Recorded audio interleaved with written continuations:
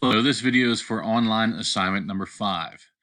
The students are going to use the engineering pages from the previous lessons to help complete the scavenger hunt.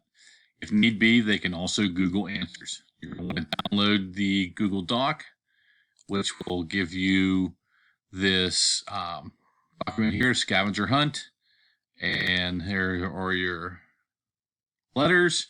Go over to your Project Lead the Way page, your engineering careers. You come down here to scavenger hunt.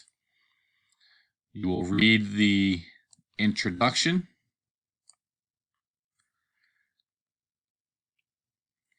And then you'll come down to read the procedure. And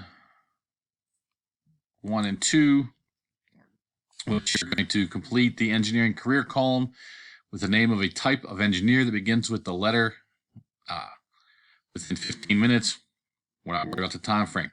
Brainstorm with your classmates, aka your siblings and or parents, to name an invention or innovation that may have come about from the work of the type of engineer.